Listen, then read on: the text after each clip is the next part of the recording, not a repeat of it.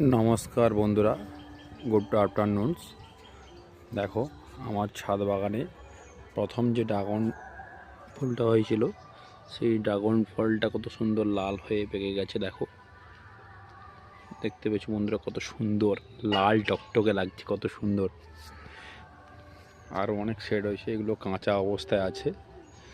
আচ্ছা, তোমাদেরকে আমি একটা গুরুত্বপূর্ণ ইনফরমেশান দেই, তথ্য দেই। যারা আমার এই ভিডিও দেখে যদি কিছু পরিমাণে উপকৃত হও, তাতেও আমি অনেকটা খুশি হব। তোমাদেরকে একটা ছোট্ট উপদেশ দেই। ধরো, আমার এই গাছটা দেখো, এই গাছটাতে কতগুলো বাড়ি, দেখো, একটা, দুটো, তিনটে, চারটা। আমি কিন্তু কোনোটা ভাঙিনি। কোন ফুল সেট হবে আমি জানি না, ঠিক আছে? দেখো, অটোমেটিক দেখো, এই ফুলটাই কেবলমাত্র এই ডালাতে সেট হয়েছে, তাহলে বাকি এগুলো সেট হয়নি, এগুলো অটোমেটিক শুকিয়ে গেছে।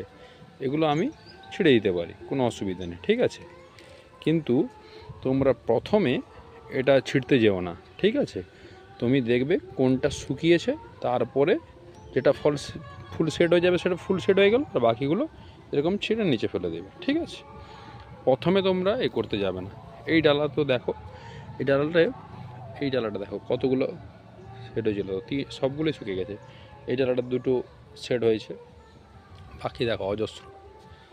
এই দেখো, এই ডালাটার মধ্যে আমি এক্সাম্পল দিই, উদাহরণ দিই।